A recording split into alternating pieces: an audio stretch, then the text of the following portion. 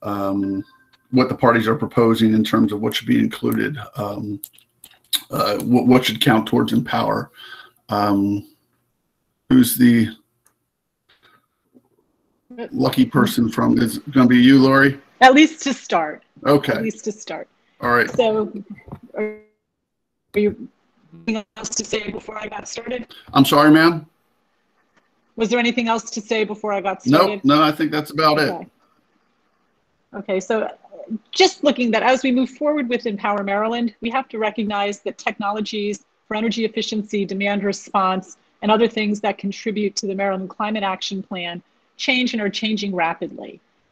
If you look back 3 years, 6 years, technology has changed so much, and I think it's changing exponentially.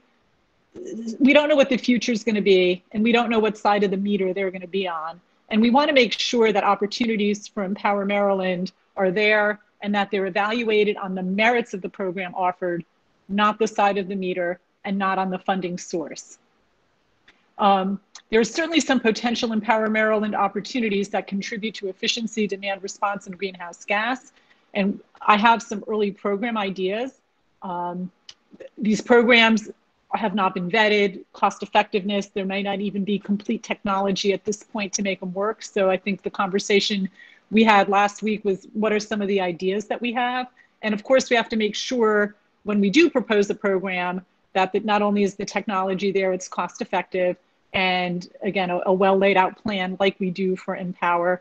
And I also want to make it clear that at this moment, while there is a consistency of thought among the Empower utilities, this is not a joint statement. I know PHI has some things to say, and it is possible that the other utilities will also chime in. So this is a BGE thought, but I know that there's consistency.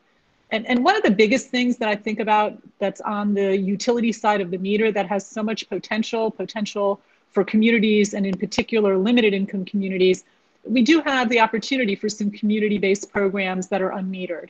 We know we have unmetered streetlights and public area lighting on our systems now, and there's certainly opportunities to make them more efficient, but also to maybe add some safety functionality, particularly again in some of our more distressed communities. Again, don't know the technology, don't know the cost of the technology, but while we're there, I know there's bullet detection and things like that. So there's things that we could do for our communities while we're working on the lights. Again, all of this is potentially. And the same thing would be on the utility side of the meter, might be a community scale solar program, whether it's on top of, Baltimore has row homes and other communities have row homes, whether it's a community scale on a row home, whether it's a community scale in some, unused space, unutilized space. And again, these have potential to benefit. There's a lot of conversation about what can we do for our limited income community. Certainly opportunities there. And another thought is a community EV charging station. Again, similar to what we have with unmetered lighting, there may be a way to come up with a monthly fee that's not based on metering, that may be based on usage. It may be based on studies as to how much energy a typical unit in a typical location uses. So that's just some examples where you don't have to run a meter to provide opportunities for our communities to reduce greenhouse gas, to reduce their energy use, and also to possibly offer some other safety opportunities. So I just wanted to throw those out there as a few ideas that we're thinking of. And some other resources, again, that might be on the utility or the front side of the meter is any other solar, both utility or residential scale, battery storage, and maybe some sort of vehicle to grid connectivity. And then the other thing is there's things that we can do, and some of these things I know at BGE we are doing or piloting, and it's making use for those of us that have a smart meter infrastructure, such as dynamic or time of use pricing that's outside of the demand response event, and prepaid billing. And these are two things that we're looking to see the impact that it has on load shifting, the impact that it has on energy efficiency. And if it's there, it's a utility program. We could augment it with Empower marketing dollars to, we have the Empower Maryland has a robust name. So to put a little bit of marketing dollars into a utility program could provide an opportunity there. Other direct load, if I could speak, I could tell you, other direct load control non-HVAC devices, anything that's, a grid interactive, efficient building. So again, technologies that are just, starting to come along now. And also, increased opportunities, response, whatever they may be down the line, leveraging the AMI network that, again, may not be directly tied to a customer meter. So again, that's a BGE thought.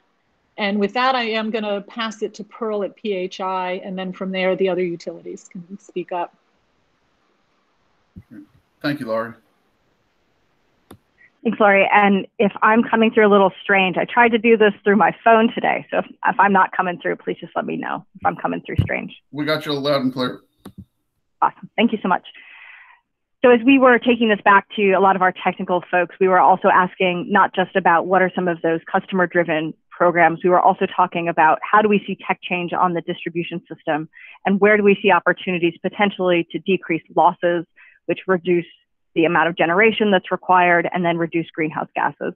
So we're talking to them about where do you see generation going, and just echoing, where technology is going, and just echoing Laurie, when we're talking about this, we're saying, here's the technology that we have today, and we don't want to foreclose the technology change that might be happening in these different arenas. So when we brought this to them, we had ideas presented back to us from our engineers, which I am not qualified to talk about other than to say, here are the ideas that they brought forward, with things like transformer technology and changing and moving towards things like solid state transformers that have the potential to reduce losses, but obviously are going to have some kind of price premium attached to them that might be part of a program like this. We also had discussions about new line coatings. Again, I'm not the right person to talk tech on this one, but new line coatings that would enable more surface area on our different cables and lines. And what that does is it reduces heat on the lines. By reducing heat on the lines, you reduce losses. Again, technologies we don't have right now. Those aren't things that we're going to go out and pilot today, I don't believe. But we see that there are potential tech changes on not just some of these customer programs, but also just on the core technology that we use today to provide that safe, reliable service. So those are some of the front of meter technologies that we see. Again, these are really on the distribution technologies. We see them on the horizon. We don't know what will come or when it will come, but we don't want to foreclose those opportunities. The other piece that's more broad that we're looking at is around DERs and enabling greater DER penetration on the system. Laurie talked about grid interactive buildings, next generation DR. We're also looking at, some of the smaller front of the meter storage, like the pilot project that we're running with several partners, some of which are on the call, where we're looking at really small storage that goes in front of the meter, importantly, but is enabling more community solar to go on the system, and also providing some co-benefits for the customers that are sited right behind that storage. We're also looking at investments that might increase, not just community solar, but more behind the meter rooftop. The way that we're looking at this is we have a mandate to reduce greenhouse gases. We're looking at what are all of the things that we can use to reduce greenhouse gases. And we don't think that the traditional Empower programs are the only ways to reduce greenhouse gases on the system. And we want to take that broader look to hit the state's stated goals. So that was what I had from the PHI, from the PEPCO and DPL perspective. Laurie, I'm happy to pass it back to you or answer questions if there are questions now.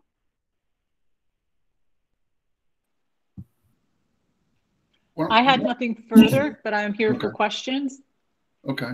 All right. Anyone have any questions for the utilities? I know Mr. Gravatt, if you're with us, I know you had some questions. There he is. Good morning. Good morning, sir. I'm not sure I have questions. I really appreciate the explanation. This is really helpful to me.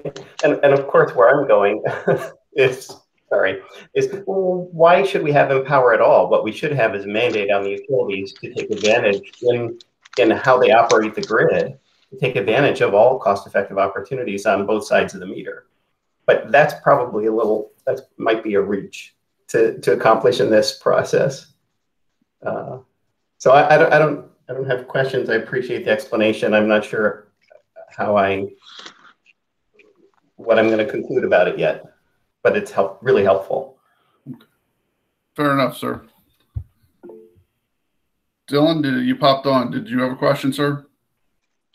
Well, I also a little bit more, some comment. This is definitely helpful to get a little bit more details and an explanation of what some of the possibilities the utilities are thinking about. So, you know, this issue is really important to OPC, and we've struggled with it and had conversations about it. And I think that maybe just make a quick comment, and then hopefully, I don't know what kind of structure we want for discussion. But so a couple of times in this conversation and in previous meetings, this idea has come up that if we don't allow these types of activities to be part of Empower, that we're somehow foreclosing opportunities to achieve benefits. And I don't think OPC sees it that way. Empower is, so in many ways, this is a jurisdictional question of under which regulatory jurisdictions should certain activities be authorized, funded, regulated, sort of where should accountability be, where should measurement be, and those kind of questions. All of those things that were just described by Lori and Pearl, I'm sure OPC would love to see proposals for those kind of activities, what the cost would be, what the benefits would be, and the question is whether that should happen within Empower or whether or not it should happen elsewhere. For example, in a rate case where many utility investments are proposed and examined, scrutinized, and then either authorized or not. And fundamentally, OPC thinks that that these front-of-the-meter activities belong more in a rate case. Not to say that they shouldn't happen, or that they don't belong in Empower and they could be brought up in a rate case. And I think that one of the key principles that of kind of regulatory principles is that the funding decisions about whether or not ratepayers should pay for certain activities or investments should be made in the same case where you're measuring those savings. And what we have right now is, particularly with regard to conservation voltage, we have a split. We don't think that results in good kind of regulatory accountability, where a decision to fund a set of investments is made in one docket, and then in another docket, the savings are tabulated and folks look at the savings. And we think it's a poor recipe for good accountability and consistency to say, over here, we're going to look at the funding. We're not looking at what the results are. Over here, we're looking at the results, but we're not really concerned about whether or not the funding was sort of well spent because that decision was made somewhere else. So we'd like to see alignment between where funding decisions are made and where savings are, where measurement happens and savings are tabulated. And we don't really see any reason why those have to be within Empower to reap those benefits. So I'll stop there, but I think this is a key issue, and as we talked about last time, the universe just determines how we go about setting the goal level. And we certainly would acknowledge that the quantitative goal levels will be lower if you're focusing on behind the meter. And a bunch of the things recognize that there are some crossovers. So totally understand that there's some activities, particularly with regard to demand response, sort of management of distributed energy resources that are behind the meter. That line is not a hard and fast line, but we actually think it's a pretty good line that results in clarity and makes it clear for regulators, for utilities and others, sort of which jurisdiction those are proposed and hopefully if they screen as beneficial, approved. Thanks. Thank you, sir. Pearl, if you want to jump in, I saw you're unmuted.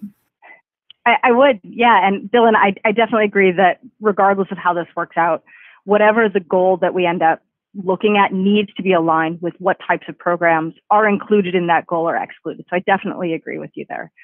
I will say, though, we have commission precedent where the commission decided that it was acceptable to have CVR treated in one docket, so front of the meter, approved through one way, and then have it counted towards the Empower program. So from our perspective, that's not misaligned with what the commission has said in the past. So I appreciate that I appreciate the thoughts in terms of the creativity behind the meter and the different types of programs and the alignment there. But from our perspective, we see that the commission has already said something on this type of issue, and that customers are going to be ultimately paying for these front of meter resources if they go through a rate case or if they go through Empower. So I'm not sure that we see that same differentiation. Judge, could I jump in? Yes, sir. Please do. I want to say, Dylan, thanks. I appreciate your really clear delineation and explanation on your position. I don't disagree. But Pearl, I got to say, CVR, anytime you use CVR as an example of something that worked out okay in Empower, I'm going to jump on you, because I think it has been a disaster in terms of regulation, in terms of evaluation, and I've had many headaches and sleepless nights trying to figure out how to bring attention to this particular matter in front of the commission. And I think ultimately, if you look at the last order on CVR, I believe the commission said, we recognize there's a lot of issues here. However, if we address them, it's going to mean spending more money. So we're going to just defer that. That to me is not good regulation. That's not, I don't think it worked. Jim, I'm not going to argue with you on the merits. I am going to say we have precedent, and the commission looked at it. I've tried, and I think you've heard me studiously try to stay away from the merits of CVR so we don't end up relitigating that case. I'm just talking about the precedent here that the commission's put forward. What Pearl, do you know like the percentage of CVR, how much that goes to the Empower goals? Or maybe a better question is for behind the meter versus outside the meter. Is there any kind of percentage as to how the Empower goals are currently met?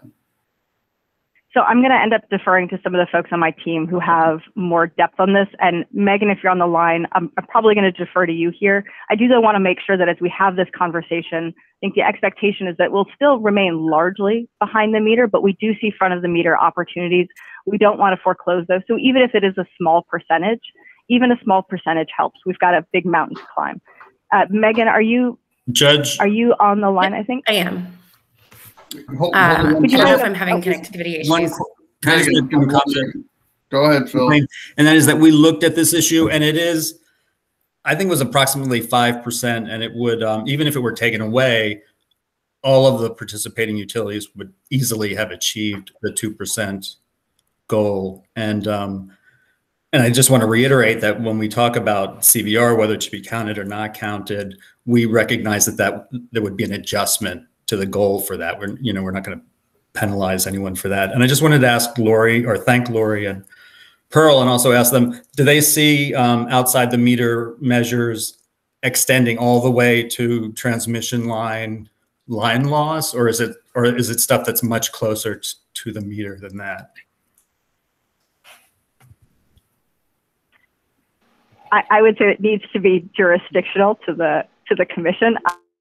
I'm FERC into this party, though, Philip, if that's what you'd like to do, you are welcome to invite those other set of commissioners to the party too. But it's certainly looking at Maryland jurisdictional, not FERC jurisdictional transmission. And just to support your statement, I mean, if the commission has said something counts for Empower, then it counts for Empower, and that's within the jurisdiction. But we're just looking toward the future and whether that's the best practice or whether it should be divided some other way. Again, my general statement up front, which still holds, is that the utilities every 3 years, or if it is no longer 3 years, whatever the time period is, we present our programs and everyone gets to review the programs, and then ultimately they are either approved or not approved to go forward. And I hate to make a general statement because I don't know what's going to be out there in 3 years from now. And I certainly don't know what's going to be out there if Empower is around in 6 years from now to make a blanket statement. I think at least the BGE preference is that, we look at it judiciously as we present our programs, because there may be something spectacular that's further away, or however you want to put it, from the meter than we even thought about today, but makes sense. So I guess the thought I have is, it's just don't draw, you can draw conclusions as you're reviewing programs, but don't draw that line in the sand, because that other side of the line, if not today, tomorrow, or a year from now, there may be a perfect opportunity. So that's my bigger concern, is the line in the sand.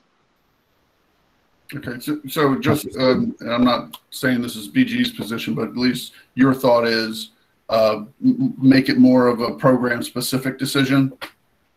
Certainly with some parameters, but yes, make it a program-specific, and don't draw a line in the sand. Thank you. And I think I could say that's a BGE, and the other utilities can chime in if they feel that that's what they agree or disagree with. All right, thank you, ma'am. Megan, do you want to jump in, and then Dylan, we'll come back to you. No, I mean, I think more or less, what Pearl and Laurie have said is true, but I think part of what we want to make sure that's happening is and I understand that there's this kind of balance. We keep going back and forth between what the scope of the population of available emissions that we're targeting here are, versus to set that goal, and versus trying to come towards what we think the goal is going to be and back into what we think the scope is going to be. And so I think what we're just trying to do is lay out all of the things that we think are valid and legitimate and are available in the medium term. And, as we set forward with the goal setting, that, we're not precluding these opportunities, and I think there are also, some of the stuff that Laurie mentioned around, solar readiness. And I we have other topics coming up on fuel switching, which I think is an important discussion, but understanding that full scope of what we think we can achieve, and letting that just, inform the goal, rather than establishing a goal, based on certain assumptions and then set something where the goals are not achievable because we've precluded opportunities, or that the state doesn't meet its targets because we haven't allowed the full range of opportunities. Thank you, Megan. Dylan, then Mr. Gravatt. I'm going to try and make 3 comments really quickly. The last one, just in response to Megan, I was sort of following along, quite agreeing with what you said, but just sort of took it to a different conclusion, which is I think that setting the levels of goals becomes much more difficult if everything is potentially on the table. And we want goals to be sufficiently ambitious, but also achievable. And if everything is sort of perpetually always potentially on the table, it makes it very difficult to set a level of performance that we sort of expect from utilities and have them have a fair shot at it. And so actually, I think what would be better would be to sort of agree on a scope that has some kinds of limits, and then say what is possible within that, and then to set a goal that is ambitious but achievable. And if you just can't draw those lines at any point, and anything might theoretically be on the table, it makes that goal setting, I think, more difficult. The second comment I want to make is, again, Laurie, you mentioned draw a line in the sand, and that precludes future opportunities. That is not what OPC is saying. OPC is saying, bring it to a different case. Bring it into your rate case. We want to hear all of those ideas. We want to see if they're cost effective. And if they are, and they provide those benefits, that's great. So it's not, nothing is being foreclosed. What we're trying to do is determine the scope of this particular exercise in utility activity. But it is not the end all and be all. And we want to see advancement and technology adoption. And if line coding, that's a new one for me, Pearl, too. If that's a great idea, or efficiency transformers. That is part of the bread and butter of building out a transmission and distribution system which serves the needs of ratepayers, and that's the bread and butter of what goes on in other utility cases, and we want to see that mature and advance. The last thing, Your Honor, if you want to, I can quickly show on the screen a chart that shows how big CVR is according to our math compared to other areas of savings. Would that be quick? Sure, please do. Okay, let me see if I can do that quickly.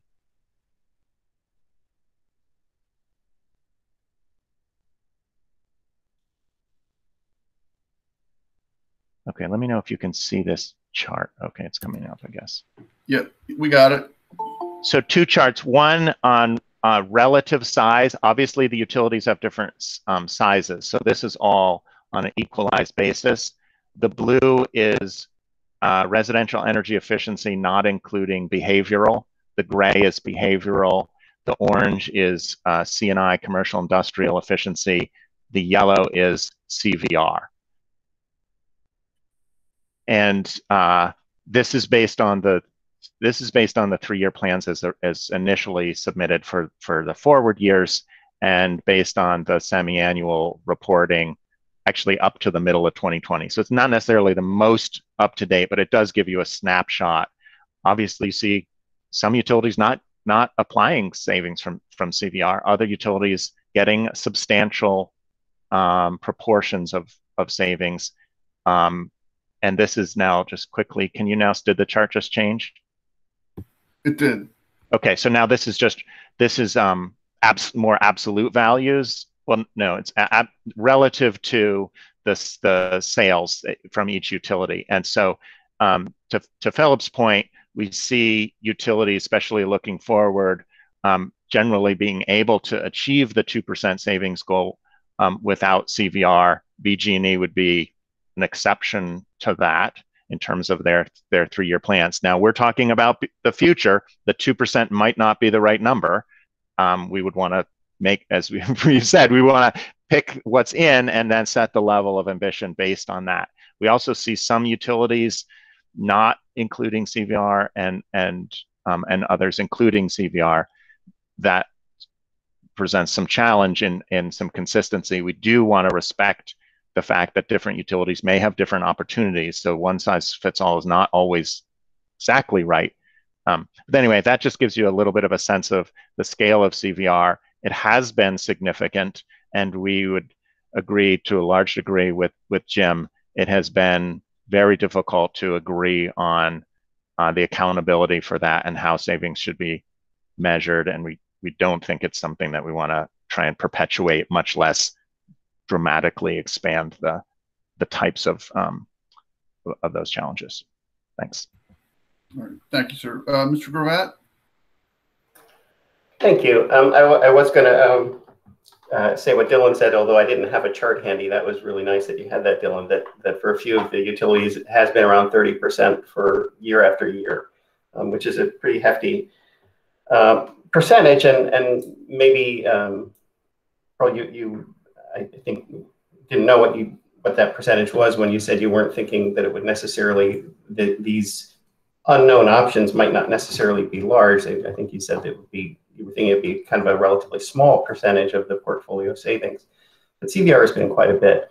But it does, again, I really largely agree with Dylan and OPZ's position that a number of the points that you've made, that it's easier to set the goal if you know what's in and what's not, for sure.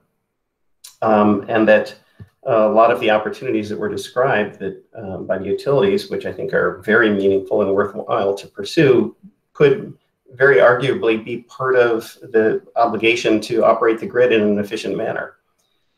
Nevertheless, I do sort of come back to the framework that I suggested at our last meeting, where there's a carbon dioxide emissions reduction overall goal, but with different fractions. It could come from different places. And I'm thinking that if 5% or less of the portfolio savings could come from these unknown areas that the utilities are exploring, that might create an incentive to pursue them. And if results in this within Empower and these, explorations were positive, then they could be expanded and proposed through a rate case. Just an idea that might be worth hearing how others think about that. Can I ask a clarifying question on that one? Please.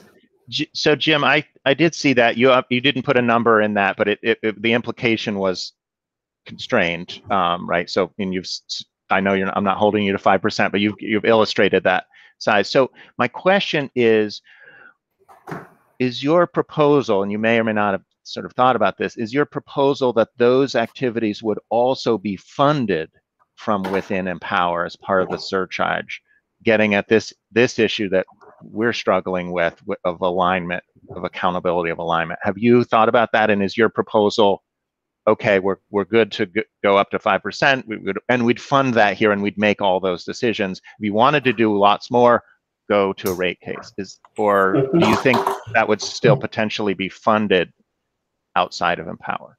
Well, I think the percentages, and just to pause, is I think one of the things that's really important. And first, I'll note that I did appreciate that the note that the PHI utilities would have still made the 2% goal over the cycle without it, and our borderline in this cycle, hopefully we could do it anyways, but it's basically just our buffer.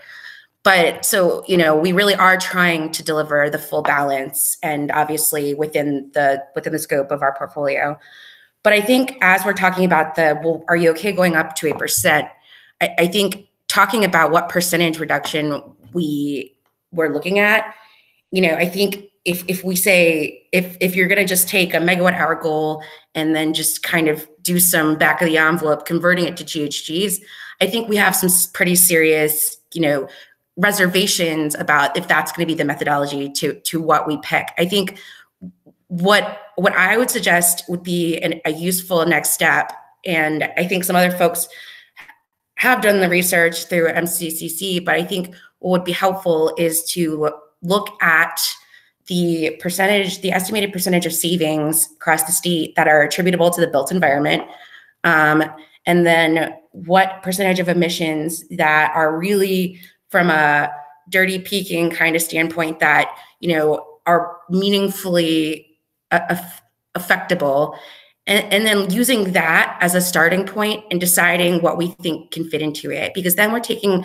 a really a legitimate, hard quantitative look at what we're trying to get towards, what we think is reasonable to get towards within the things that are directly within, the kind of the existing comfort level scope of Empower.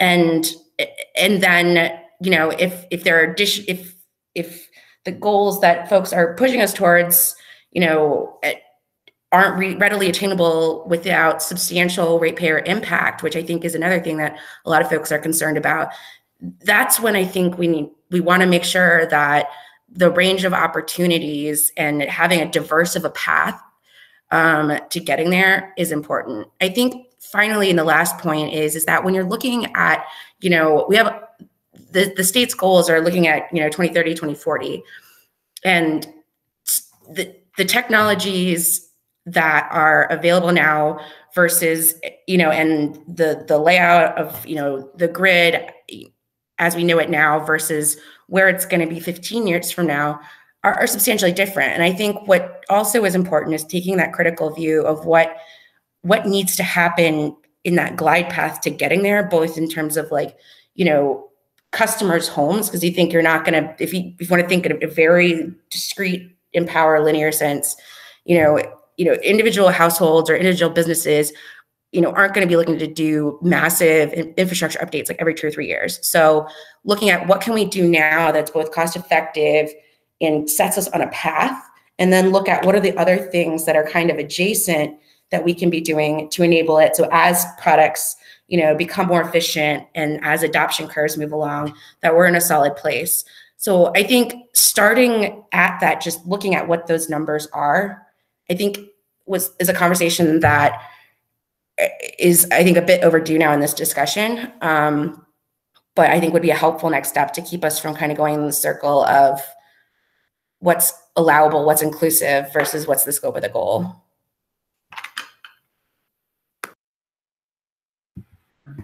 Thanks, Megan. I just wanted to make one comment, which is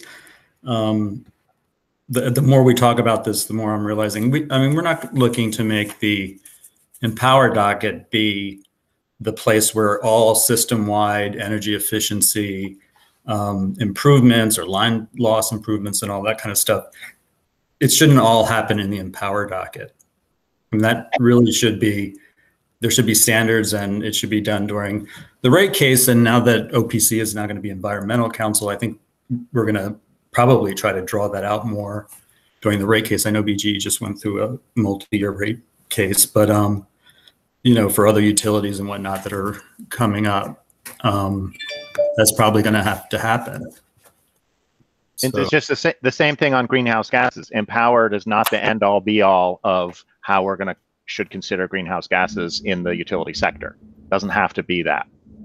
Right, so Dylan, if I understand correctly, and tell me if I'm misconstruing, what I think I hear you saying is your view of Empower is it should be traditional energy efficiency, knowing that some of the measures are going down. I think folks have talked about lighting quite a bit. And that's really the scope, and that you convert it to a greenhouse gas goal. That I kind of think that's what I heard. So tell me if I'm wrong. Your face tells me that I'm wrong. So no, I think so.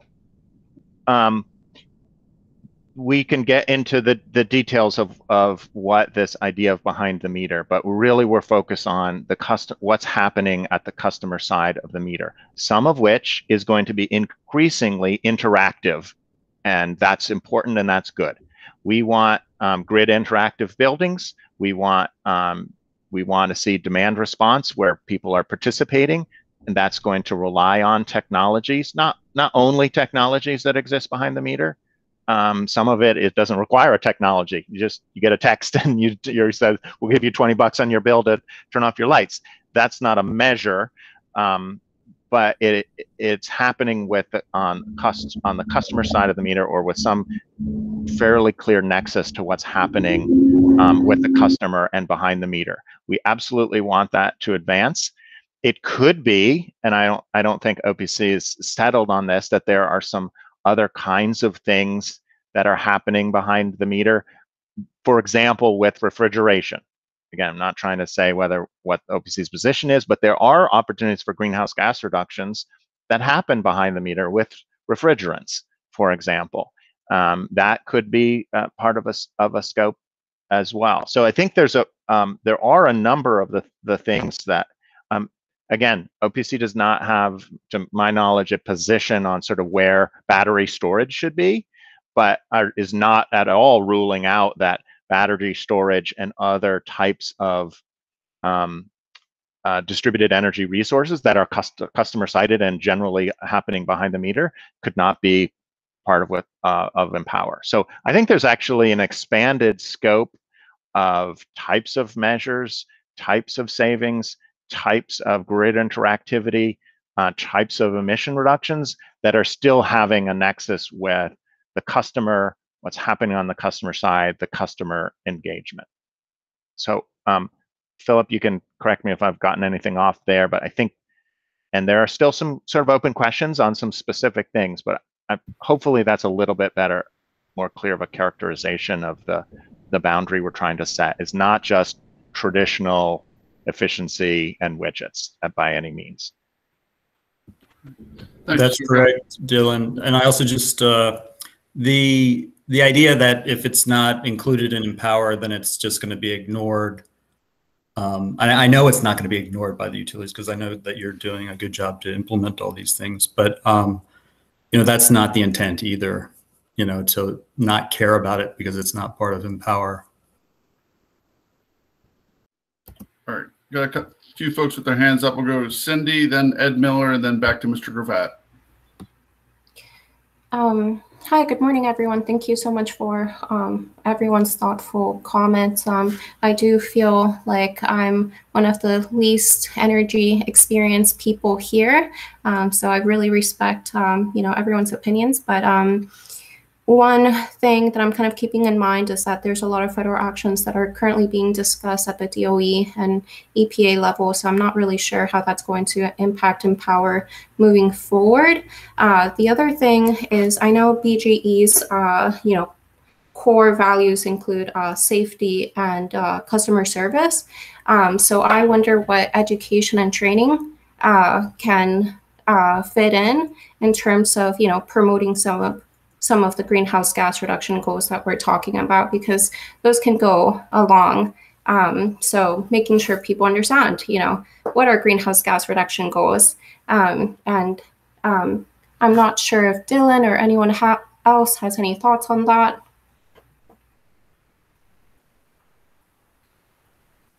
Whether, you know, there's any like climate related education and training that occurs at the BGE level.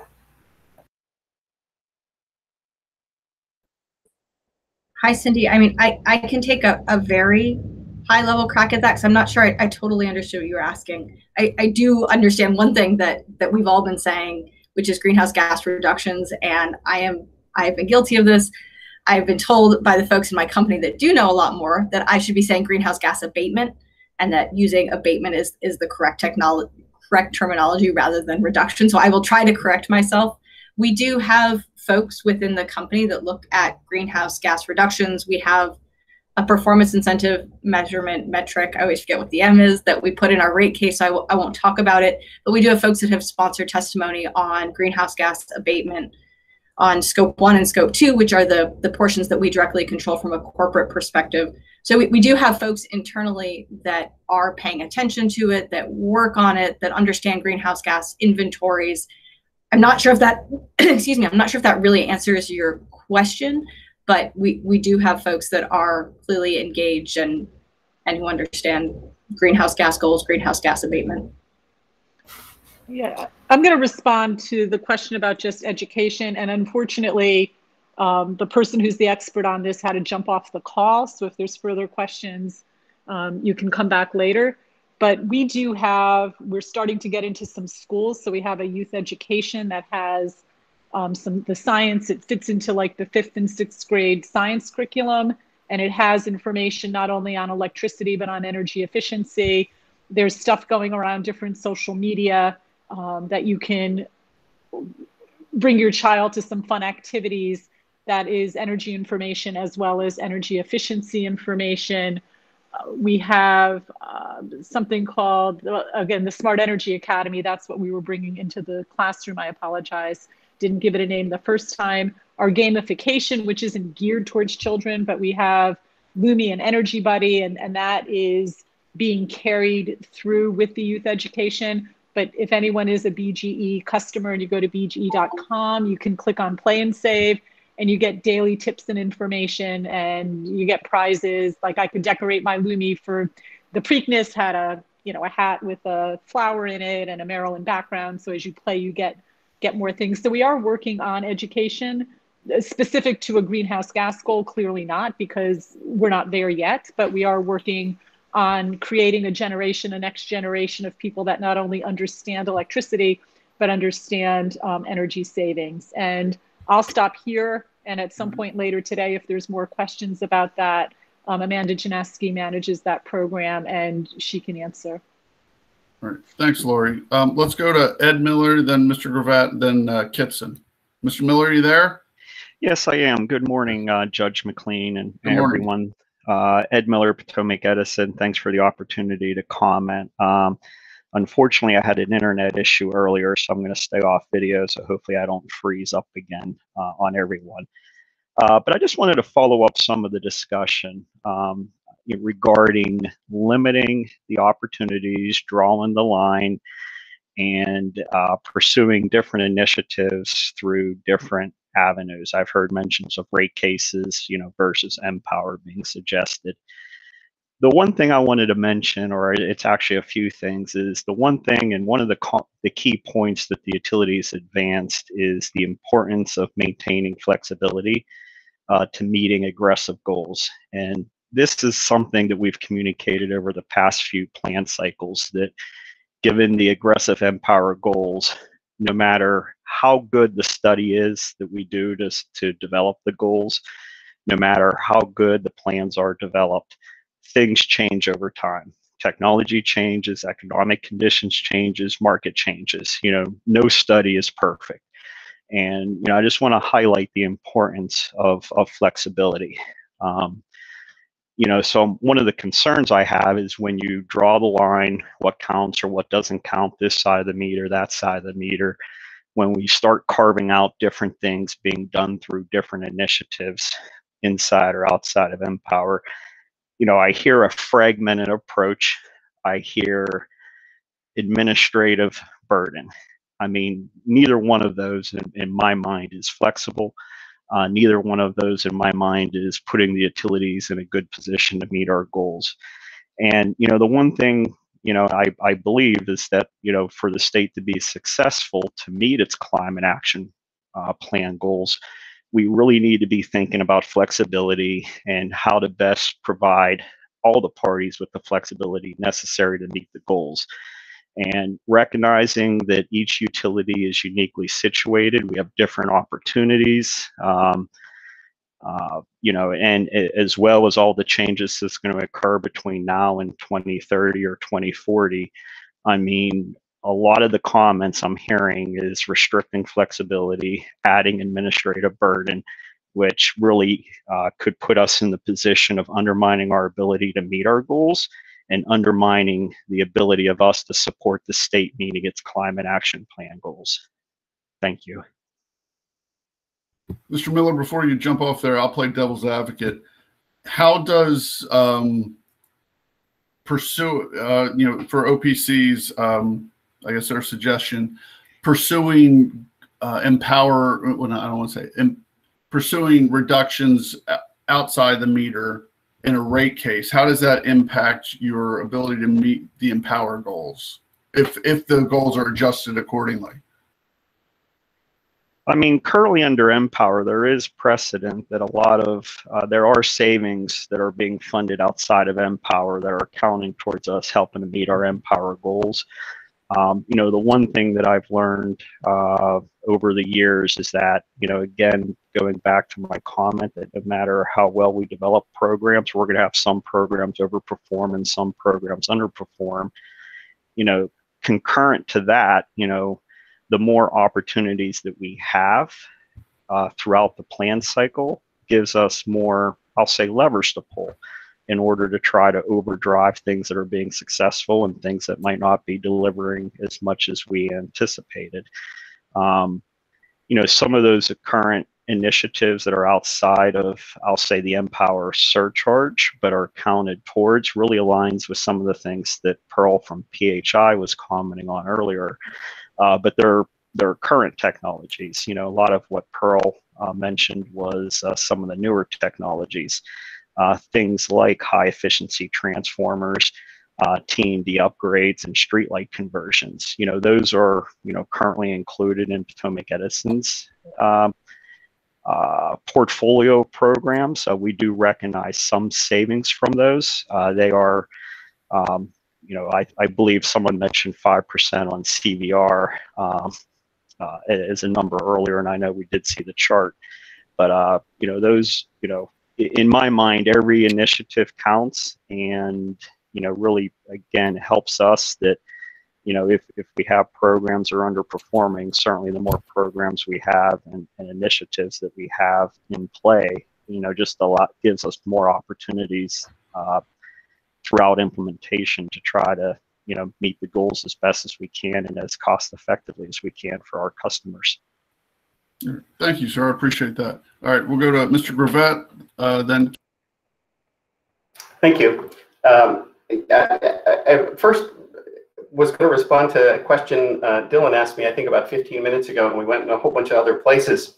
I'll get to that answer. But a couple of things that have come up.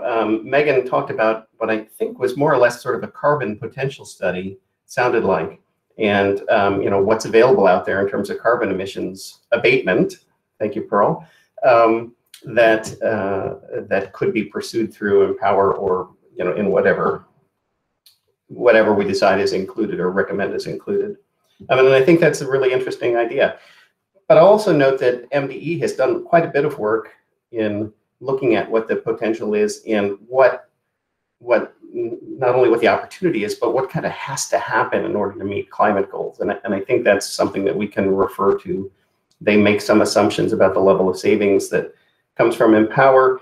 Also want to mention, Pearl, the question that you asked Dylan about, are you just thinking that Empower would be traditional energy efficiency? I think we're all talking about, or most of us are talking about, beneficial electrification as well, which is not something that I would say has been included in, clearly has not been included in Empower in the past. So that would be quite an expansion of scope just right there.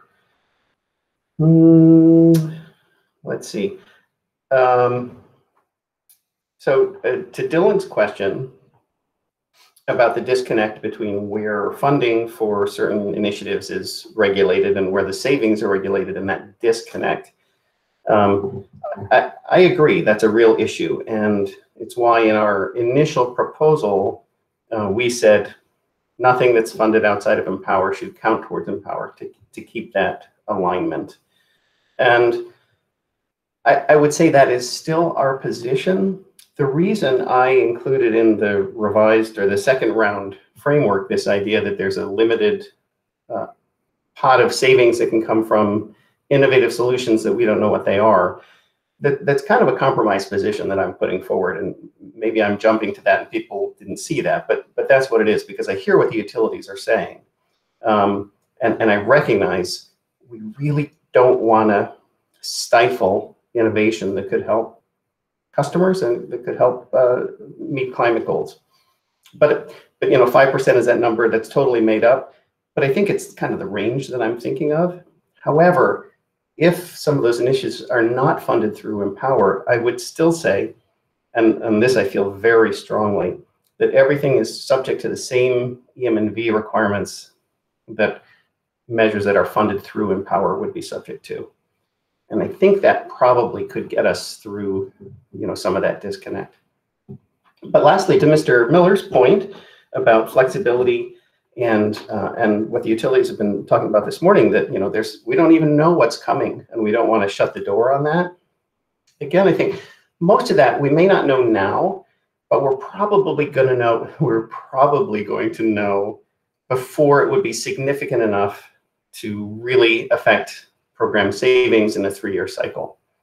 So to me, that actually supports this suggestion of a very modest innovation pool of savings, because if we see something that's coming and maybe we think, boy, if this develops in 5 years, this is going to be a significant source of savings. Well, let's do it as an innovative exploration within a 1-3-year cycle. If the results are amazing and we see a huge growth expansion, then that can be taken up in whatever the appropriate form is. But it creates a boundary to keep us from a situation where we got to with CVR. I don't want to have to do that again. I think I'm done. All right, thank you, sir. And I apologize for the delay in getting back to you. That's one of the drawbacks of having these virtual meetings. But jump in, be aggressive. Don't worry. All right, Mr. McNeil. Good morning. Good morning, everyone. Kitson McNeil, Maryland Energy Administration.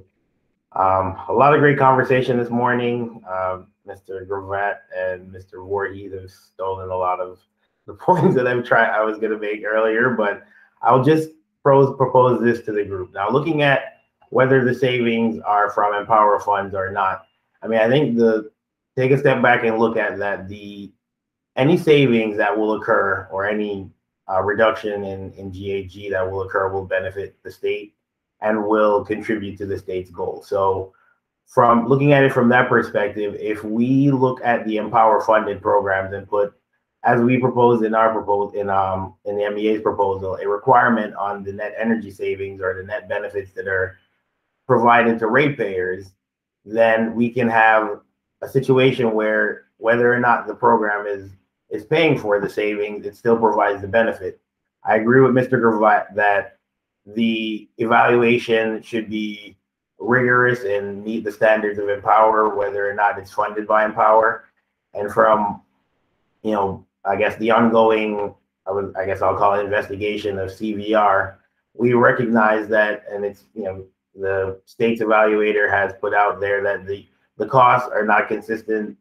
the way that the savings, and this I won't say the state evaluator has said this because I think this is my interpretation, that the savings, how they're recorded each year, is also not consistent. So we can come up with a consistent framework for defining the savings and the cost in order to evaluate the benefits of these programs, then I think it still provides that benefit that we're looking for. And with the evaluation, it will also be verified and can contribute to the state's energy, whether energy savings goal or greenhouse gas reduction goal. So I guess summing up the point here is that whether or not it's funded by Empower, as long as it's providing benefits to the state, as long as we can verify the programs that are funded by Empower are providing the benefits to ratepayers, and as long as we can verify that the savings or the reduction from the non-funded programs are there, then I think that's something that we could probably work with going forward.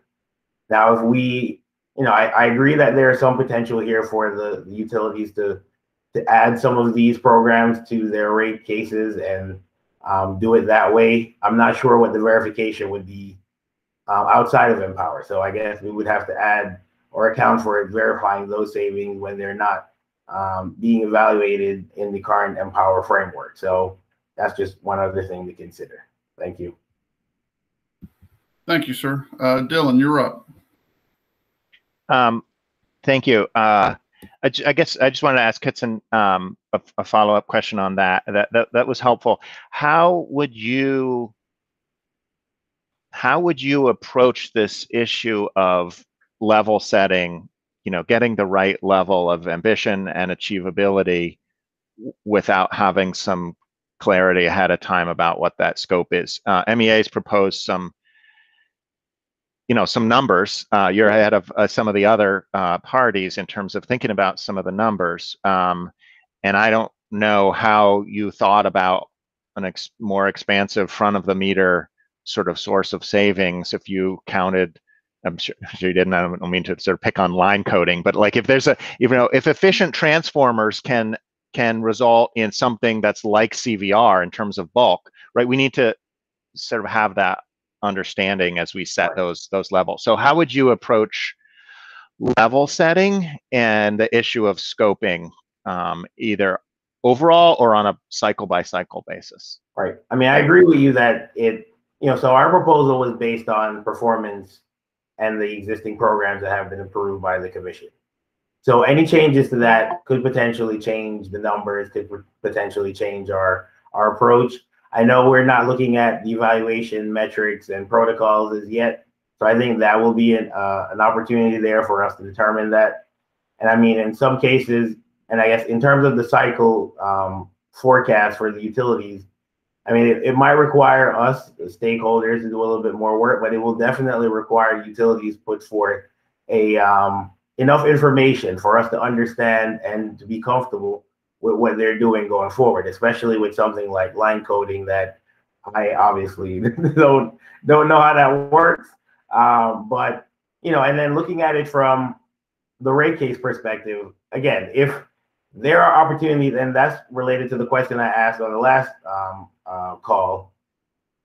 I think based on my understanding of how the utility operation works, they upgrade transformers all the time. So it's not something that is unique to Empower. And so that's why I asked if there was some sort of special technology that was being used. However, again, as long as I think the opportunity here to meet the state's goals is there, if we can verify that these savings are actually occurring, if we can come up with protocols and cost bases that are reasonable across the utilities and consistent for us to determine whether or not the savings are there. So again, the utilities can propose their programs during the 3-year cycle. Again, from my perspective, we would need sufficient information on any new programs, which they often do in their proposal, and the commission asks for more information when necessary. But if there's an opportunity to achieve those savings through innovation or new programs, I think we should look, at least consider it, and then evaluate whether or not those savings are actually achieving what is being proposed. I don't know if that was a long-winded answer. I don't know if that actually answered your question there. It does. I think the other thing, and Mr. Miller's comment on this sort of came up a little bit ago with regard to being able to pull different levers to achieve savings. And of course, we agree with you and Mr. Gravatt that M&V should be rigorous, and we've had some problems with how we've had consensus or not on CVR, for example, and that could get much more complicated if we add a lot of different, really diverse types of initiatives. I think the idea that if sort of customer cited behind the meter savings, if we're not achieving those, that we then sort of reach over, that the utilities reach over and pull a lever to increase front of meter activities that are not funded in Empower as a way to achieve those goals. On one hand, that does sound like flexibility and we want to get the goals, but it also potentially undermines another goal, which is that we want to harvest those savings from customers. We want to help customers. We want to do it with an equity perspective. And if we can reach over and say, well, we're just going to pull more efficient transformers because the HVAC program or the home performance program is hard, and we know it's hard, and utilities are naturally better at things on the front of the meter. Even though Empower is an excellent program nationally, it's always easier for utilities to do things on the utility side of things. They're the best at that. So I think that's a challenge of sort of having utilities sort of pulling both of these levers in different cases without thinking about the funding together. It's not an easy thing to solve. And I see Mr. Loper has put his hand up, so I'll just make one quick comment before yielding the floor here. So I guess, Dylan, from your perspective, you don't think that cost-benefit analysis and net savings requirement would help to ensure that the benefits are there for the ratepayers, and that the spending, at least, that is going towards the program on behind the meter would be beneficial to ratepayers? Is that, I mean, I guess I don't mean to put you on the spot. You don't think that's something that could be used to? Well, I think it partially. I mean, I think it's very important to have a rigorous measurement of what it is, are the benefits exceeding the cost, and that should be just generally true across whatever case you're in. That's a good practice, and we have to have a cost effectiveness test that's appropriate. We're looking forward to a conversation about updating that. But I don't think that it is. I think it's difficult to apply that. So if you're talking about applying a cost effectiveness sort of test within the Empower program, but you're not actually making decisions that influence how much spending is going to those activities because that's decided elsewhere, to me that feels like sort of half of it. So you might decide this is very cost effective, this is very beneficial. You're not actually making a decision about whether or not to do more or less of that. You're doing that in another case. Okay. So that seems what seems like inefficient kind of regulation. Okay. I mean, we look forward to talking more about this, and so same. I appreciate your perspective. All right. Thank you, gentlemen. And if I could just remind, hold on one second. If I could just remind everyone to let everyone know where you're calling from, what organization you're with. It'll help some folks out on the phone. Thanks. This is Joe Loper. Go ahead, Joe. Hi. And I just wanted to, I guess, provide a little fill-in information just for so people are aware, since CVR is kind of a case study in ways here, that the biggest, so there was some scope questions about whether CVR should be included in the, with the goal savings in the past. The biggest controversy, I think, really was around the life of CVR. Does it last 1 year or does it last 20 years?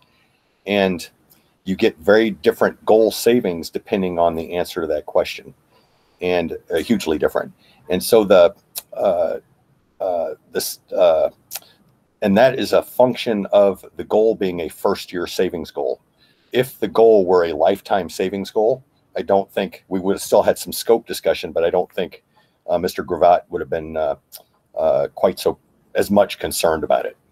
And so that's one note. And then that goes to, I think, Kitson's point and to the exchange between Mr. McNeil and Mr. Voorhees, that the evaluation assumptions, with one of the challenges with this, and it's going to be an ongoing challenge, but to the extent it can be addressed up front, that you can agree on the assumptions, that the major assumptions you're going to use for these big measures is important. And that's going to be very challenging to the extent that the portfolio is undefined up front.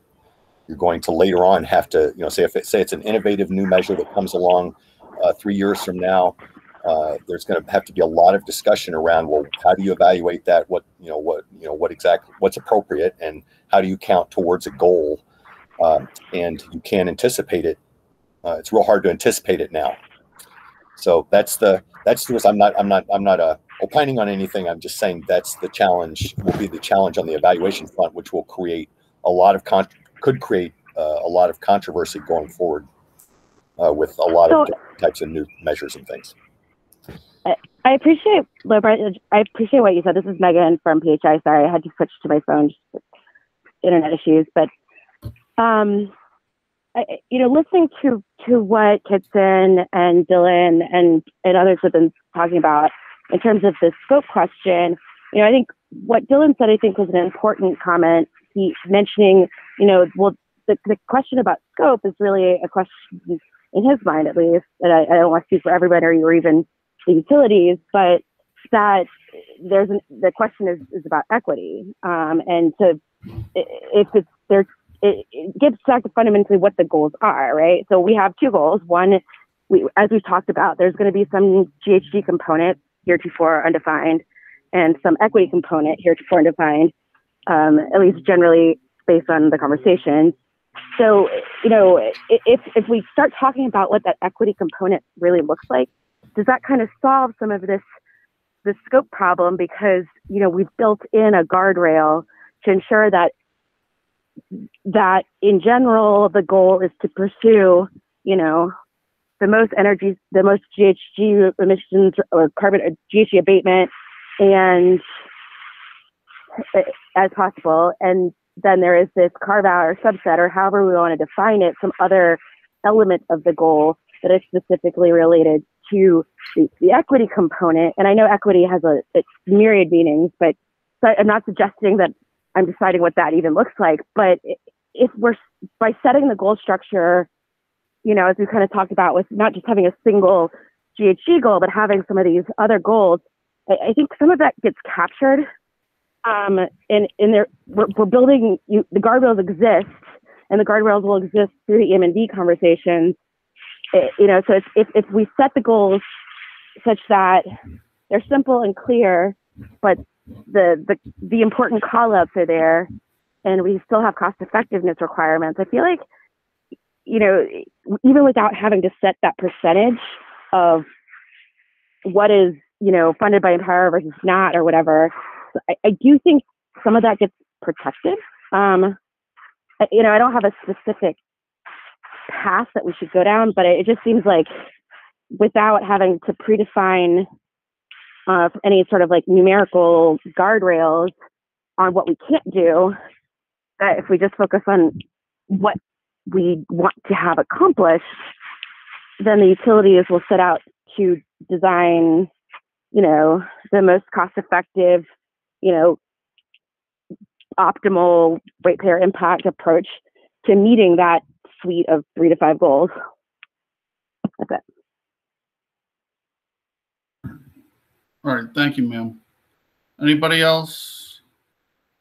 I've got a question for OPC. I know you're fans of maybe having the utilities propose programs that are outside the meter. How would that work for utilities that don't come in as frequently as BGE, Pepco, and Delmarva? I mean, you've got Smeco, who comes in, I think it's probably been 3-4 years since they've been in, and then you've got Delmarva, who's been in once in the last 27 years. So I don't, just wondering how, if you thought how that might work. I think Philip should get in, and he works on rate cases in Maryland, and not me. But I mean, I would just acknowledge that one of the advantages of Empower is that it's regular, and that many, as you can see from the 58 participants here, it's inclusive in terms of a docket, and it does try to achieve some statewide consistency. So those are clearly advantages of Empower, but it also is true that Empower cannot be all things, and it's potentially not fair to those participants who come in and want to participate in Empower, particularly those with a little bit more sort of oversight or sort of scrutiny perspective, to have to be potentially able to weigh every possible utility action that might be under the sun and be able to judge and weigh that. And of course, the commission is the ultimate decider of those things. But to have an Empower case all of a sudden be about, you know, a proposed line coding program, or, you know, efficient transformers, or community solar, or any of those things at any time, is a countervailing consideration. So I'm not answering your question very much. I recognize, Your Honor, and hopefully Philip can, but there's some balances and trade-offs, and we do recognize that. I'm not going to be able to answer your question either, but I'm going to talk for about 5 minutes. I have worked on, you know, a fair number of rate cases, but I've only been with OPC for about 3 years. So it becomes more and more apparent to me that there has to be some structure on the rate case side to address these outside the meter initiatives and measures and improvements, and their effect on energy efficiency and greenhouse gas reduction. And I think that's what we're going to see over the next few years on the rate case side. Right. I don't necessarily disagree with you, but it's, I know the utilities are saying, you know, we want the flexibility, but if you these are my terms, if you restrict only, you know, Empower related programs that are behind the meter to Empower, and everything else has to be in a rate case, someone like Potomac Edison, you're essentially saying you need to come in every couple of years, even though you may or may not need the rate increase, if you want to get these Empower type programs reviewed and approved. Well, I mean, I agree that's an issue, and I think even the 3-year cycle might not be long enough for proper planning and administration and to realize the benefits of these kinds of programs. But I don't think, I'm trying to think what utilities have waited more than 3 years to come in. Well, you got Potomac Edison, their last one before their a couple of years ago was 94. Oh, okay. And SMECO hasn't been in, I think, 2017, 2018. Right. So yeah, there might be a need for them to come in on a more regular basis. Okay. I mean, I'm all for more rate cases. I don't mind. It keeps me busy. So I don't know how efficient it is for everyone else. So, well, Your Honor, I think the utilities have pressed to point out how much technology is changing, sure. And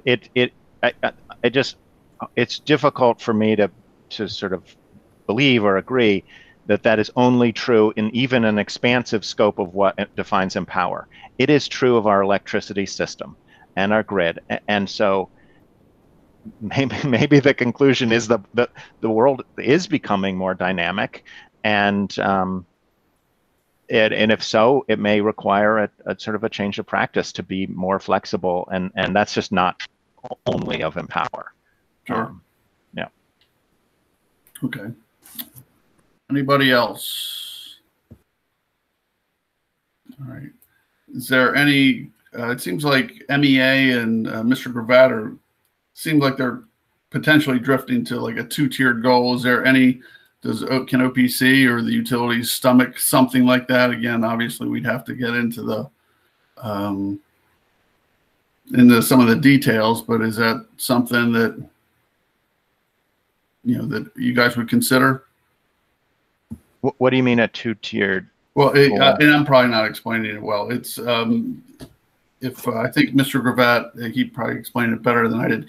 He included draft areas. Here, why don't you do it so I don't butcher it, sir? Sure, thank you. Well, in the last iteration, what we were talking about is one overarching goal. It was greenhouse gas abatement, and that could come from a number of different activities, some of which would be traditional Empower activities, if you will, some of which would be beneficial electrification, fuel switching, some of which could be, a small part of which could be on the wrong side of the meter, if we want to say that. But, so what I was really thinking was one overarching goal with some directions about how it would be achieved. And in my view, those wouldn't be, well, those, I framed them as no more than and no less than for the different categories, with the idea that it would leave, it would leave some room, if it's a no less than, well, it could be more than, and that they would be structured, how those percentages would be structured would give the utilities actually some flexibility. Because I agree with utilities, it's important to have some flexibility when you're trying to meet goals.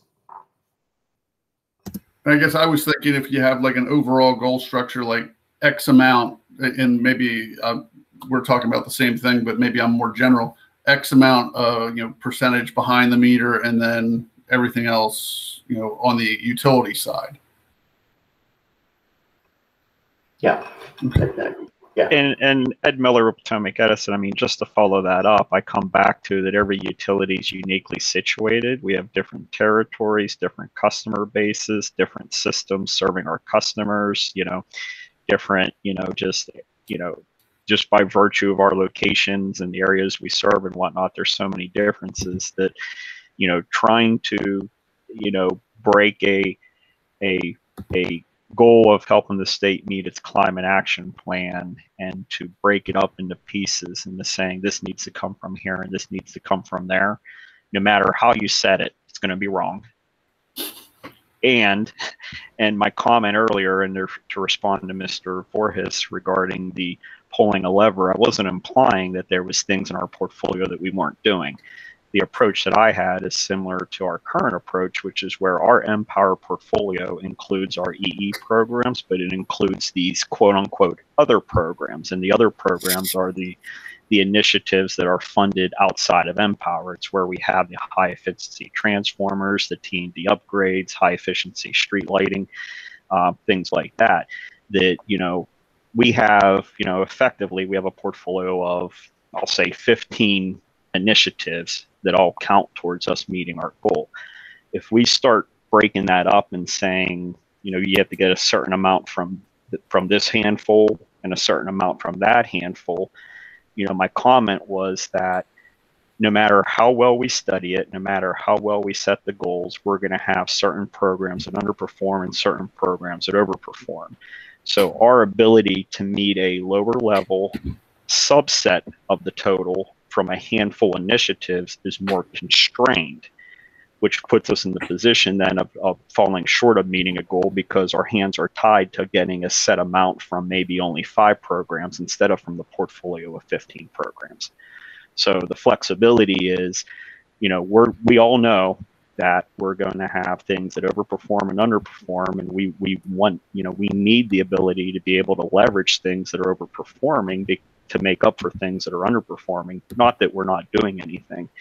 And I would highlight that the current construct of Empower with the semi-annual reporting process is very transparent to where all the utilities are getting all the savings across all the programs. So again, it's not a mindset that there's things that we're not going to do because it's hard. So the full transparency is still there. All the parties will be able to see what's overperforming and underperforming. And I even think the reporting construct over as of recently has been, there's been a lot more transparency around, calling attention to things that are overperforming and underperforming. And there's been a lot of discussions around that through the semi-annual reporting process. So again, I just want to highlight that when you take a aggressive goal and then you try to break it up into smaller goals, and certain things apply to one and certain things apply to the other, that invariably removes flexibility and undermines our ability, but also, again, undermines the ability to meet the state's goals. All right, thank you, sir. We'll go. Thanks, Ed. Can I just make a comment, Your Honor?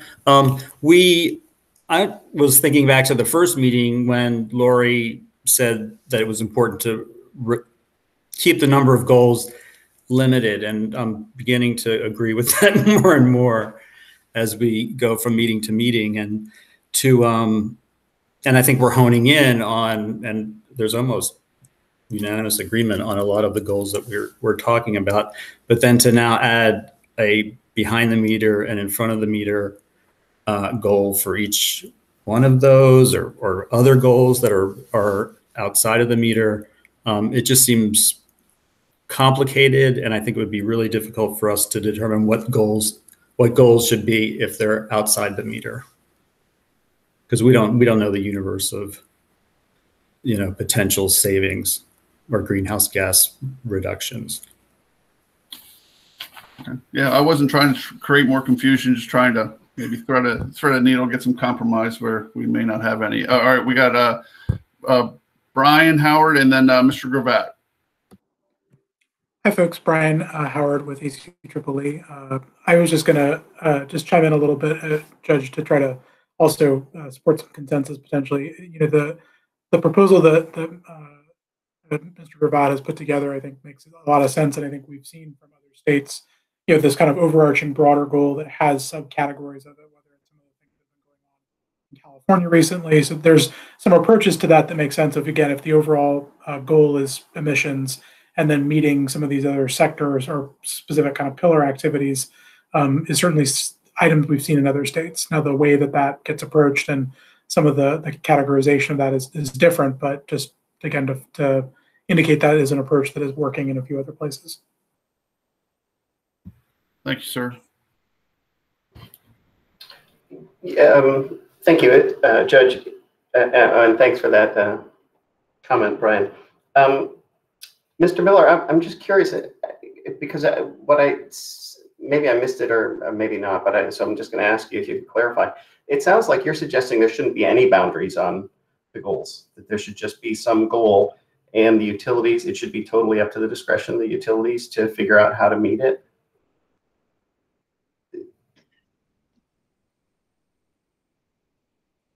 Hi, Jim.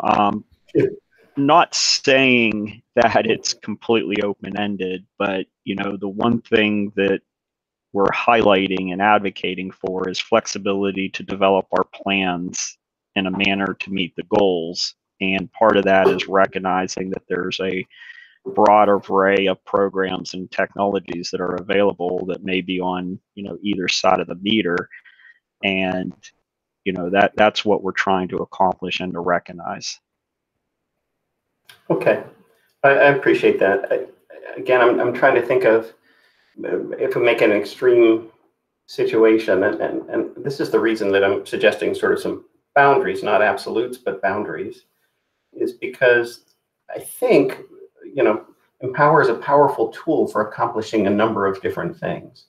And if we don't have some boundaries, which, I think it's direction from either the commission or the legislature, depending on where this goes, I'd be concerned, again, this is an exaggerated example, but there's a goal that's set, and the utility finds that the best way it can achieve that goal is by not providing any direct energy efficiency services to residential customers. It's more cost effective to provide, to meet the savings through street lighting, transformers, and commercial savings. Now, I'm not suggesting that any of the utilities would propose something like that, but if there aren't some boundaries, then theoretically they could. And I guess what I think I read in one of the utility positions was, we're just going to rely on the commission to decide whether the balance is correct or not. But I guess I'd be concerned if there's not something a little more, that provides some boundaries or expectations about how the programs are delivered, and it could lead to really, I think, missing some important cost-effective opportunities in favor of other opportunities. I don't know if you want to respond to that, Ed. Certainly, and actually, I appreciate that you're bringing up cost effectiveness and you're bringing up cost to customers and bill impacts. I mean, all of those are certainly items that are that we're very sensitive to as well. And I think to me, the boundaries is our plans. We're going to develop plans to meet the goals, and so through the regulatory process. Of reviewing the utilities plans, everyone has the transparency to know what we're targeting and from what and how much. And, for instance, I know that the commission's been very sensitive to the amount of residential savings from home energy reports historically, and that's been something that's been highlighted and discussed and vetted, through the recent proceeding approving our 21 to 23 plans. I mean, really, my mindset is that when you have aggressive goals, such as what we have currently, and probably what we're all envisioning we're going to have to meet the state's climate action plan goals, there's really not, I don't see that there's the opportunity to say we're going to do this and not that. But it's more assessment of what's all the opportunities and the best way to get there and the contributions to get it. Of course, recognizing, stakeholder input and regulatory directives and input as well along the way. So, I think all that's important, and I think you teeing up, bill impacts and cost effectiveness are components as well that really supports having, I'll say the opportunity for technologies or measures on both sides of the meter. Really fosters more of a broader, I'll say a broader assessment of what's the opportunities that we have available to us in order to achieve our goals. And, of course, stakeholder involvement is something that's been important and will be, continue to be important on a going forward basis.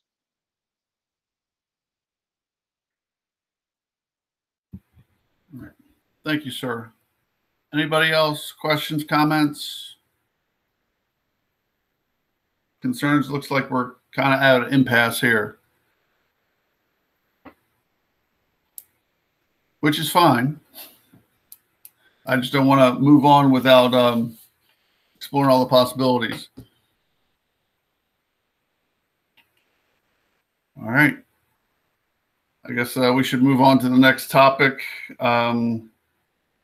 At the length of the program, or length of the review period, I should say. Should it be 3 years or something longer, like 4 to 5? I believe the utilities were fans of a longer period, and it seems like OPC was at least drifting that way based on our discussion this morning.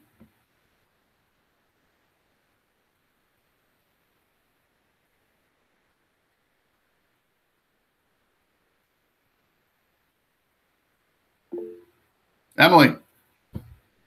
Hi, I'm hopping in for OPC. Dylan had to step away for a few minutes. I think OPC's position is generally that 3 years is sort of the sweet spot.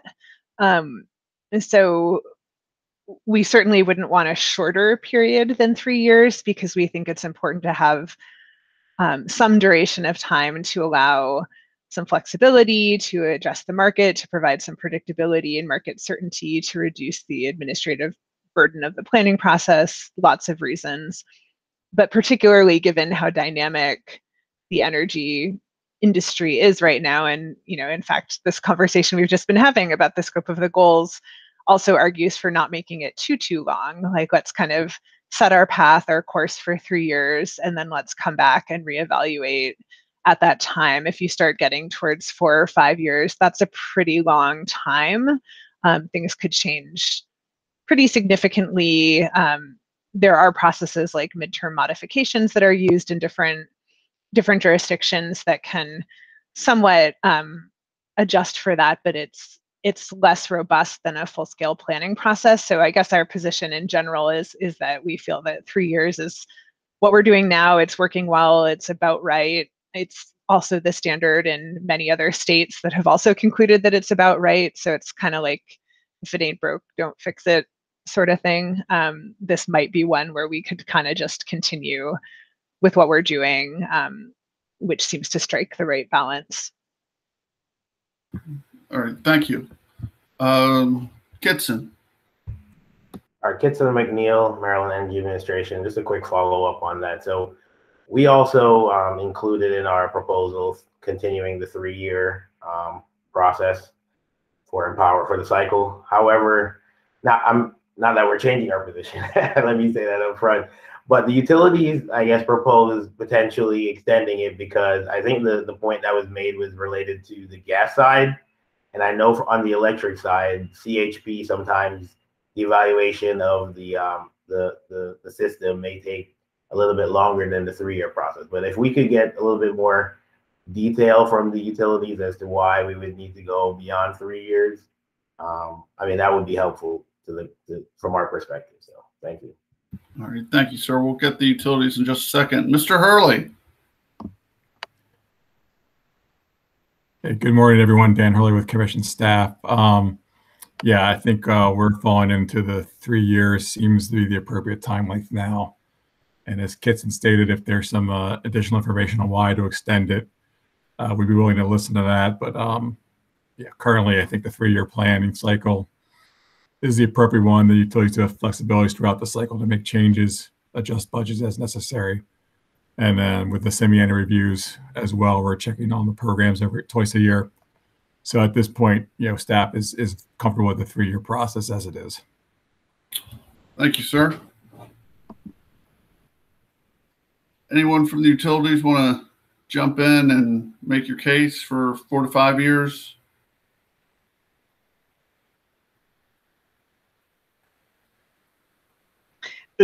This is Ed Miller. Oh, go for it, Ed. Yeah. And okay, Megan, thanks. You can add anything that I may forget, but one of the things that the utilities have been sensitive to, and this follows up with what Mr. Jim Gravatt said earlier, is just recognizing cost to customers. So one of the things that we're always looking for is administrative efficiencies. And, as we were developing some of our prior proposals and comments for this working group, we recognize that, there is an opportunity here.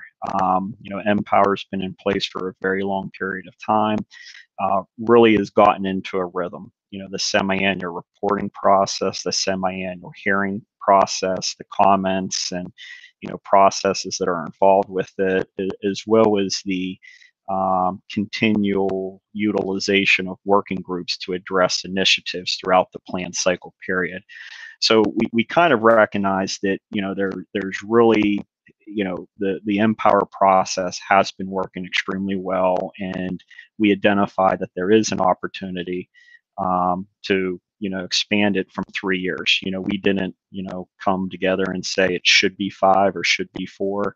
But we believe that, expanding it, even if it's a year, does provide administrative efficiencies.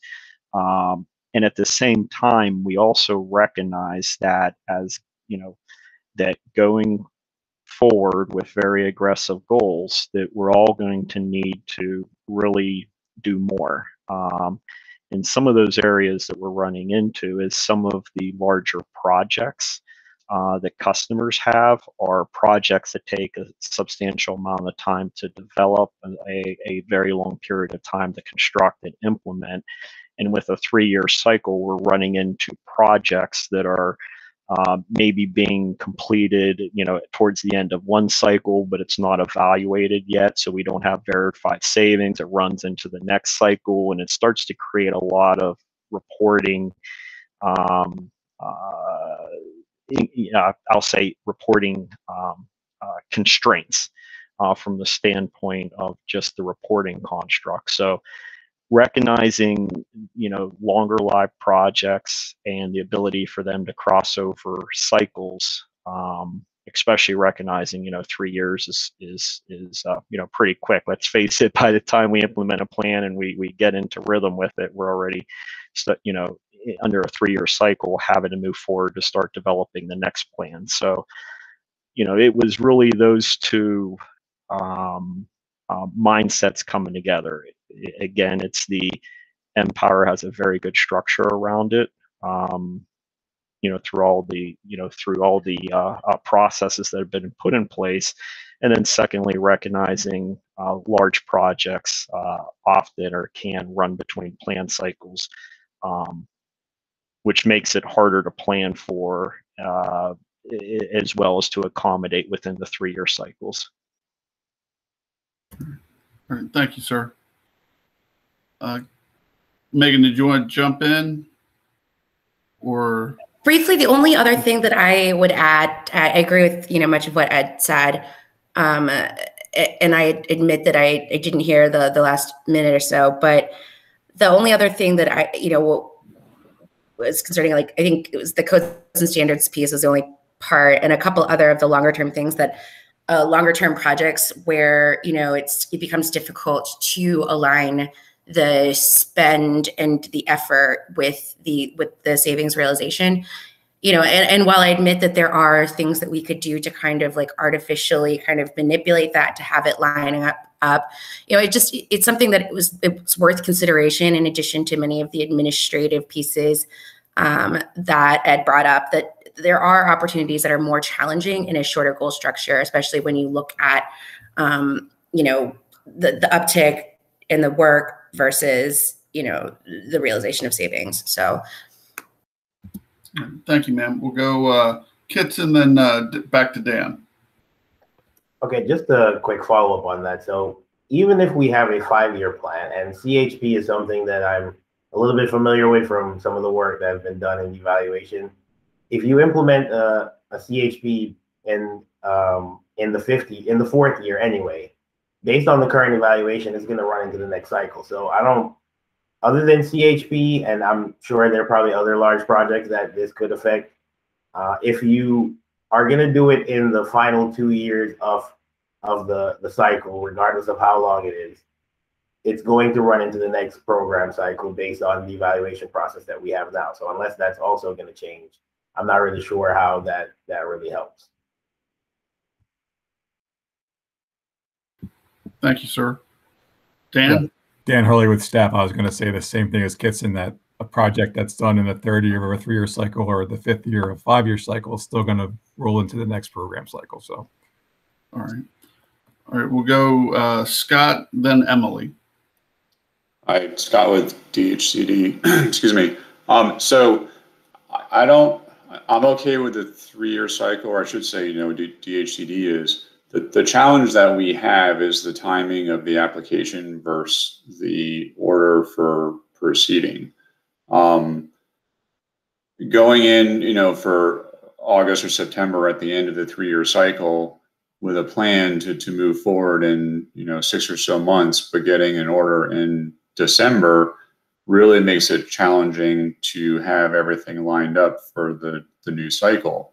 As far as the state goes, we have procurement laws that we have to follow in order to get contractors on board. And for the MEHA program, which is one of these long-term programs where projects can last a year, 2 years is pushing it. We have that same problem, but we've built that into our plan. The challenge is waiting for that order at the end of the cycle to know what we can or can't do going forward. Oftentimes, it actually prevents us from being able to initiate the new cycle timely, because the procedures that are necessary for the state to follow in order to get things moving. So if it were a 4-year cycle, maybe we could get an order, to proceed, 6 months in advance instead of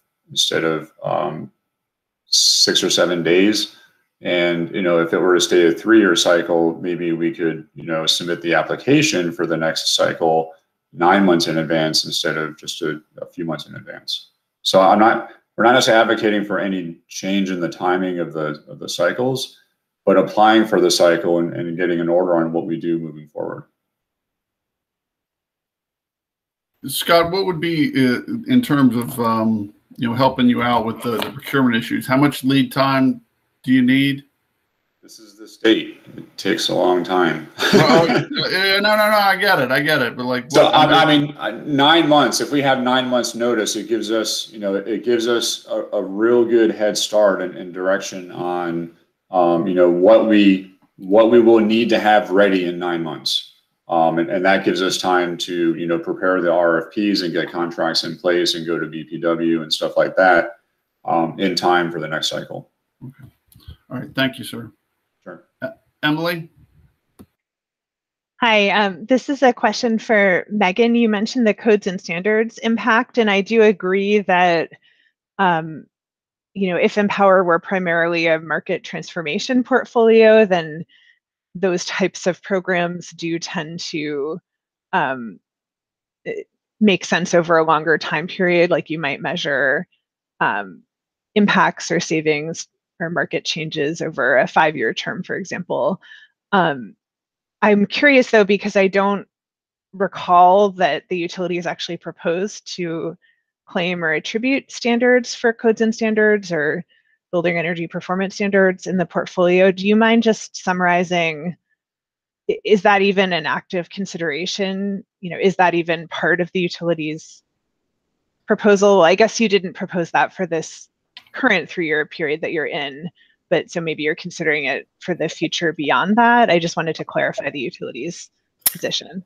I would say that I think it totally depends on what comes out of this in the discussions. If we have a longer time horizon and we have the time to work on establishing the methodology for for evaluating the savings, I think it is something that is certainly of interest, but I don't want to go so far as to say that we've developed some sort of like approach or path forward that we want to advocate for here. I am more to the point saying that that longer time horizon allows for more of those programs, the very types of programs that you discussed. So it's just another thing to consider. But I don't want to be prescriptive of what we will or will not do in the next plan. Thanks, that helps. All right, thanks, Megan. Joe. Yes, I'm just providing footnotes today. I'm on this one. Just note that the first year the goal being a first-year goal hampers the utility's ability to take advantage of those longer-term programs, whether they're market transformation or insulation. And so that's just a side note. All right, thank you. Any response from the utilities on some of the concerns that Kitson and Dan brought up about the timing of the projects and how you're likely always going to have some kind of overlap? Yeah, I can follow up, Judge McLean. To respond to those comments, I mean, the point I was trying to make, may not have been as clear as I could have been, is that, right now, if we have a large project that comes in, mid-cycle, there's a decent chance it's going to run over and cross cycles just by nature of the timing of the project. If we were to expand it even by 1 year, if you have that same project that comes in years 2, we have a much better chance for it to be accommodated within that plan cycle. So I definitely agree that, no matter the length, if you have that large project comes in the last year, it's going to cross over cycles, and we understand that. We're just trying to strive for some amount of administrative efficiency as well as balancing that with the again, getting back to that, we feel that the Empower processes are very well developed and in place and would accommodate a longer cycle. Understood, appreciated. So essentially it would cut down on the cross-cycle projects in hopes. All right. I don't want to say we're a log jam here yet, but it seems like at least the folks that are in favor of maintaining the 3-year cycle are pretty set. Is this an issue that the utilities can compromise on, or is this you guys kind of locked in on this particular issue? And I'm not saying it's bad if you are. I'm just trying to see where we are. I think it's something we'd like to keep on the table at this point, just recognizing we have a lot more topics to discuss. I mean, I see this as there's a lot of pieces to the puzzle, and just seeing how all the pieces come together might help inform one way or the other. And that's fair. I'm happy to circle back. Right now, I do agree that we do have some pieces. Nothing's really fitting at this point, but that's fine. We might actually have 2 different puzzles and let the commission figure out how they fit together. Anyone else want to comment on the 3 years versus 4 to 5 years?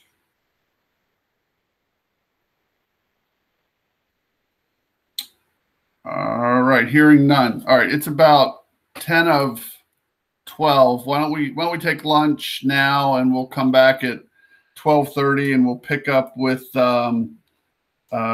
what's this? The first year versus the life cycle measurement of the goals. We'll see everyone in about 40 minutes.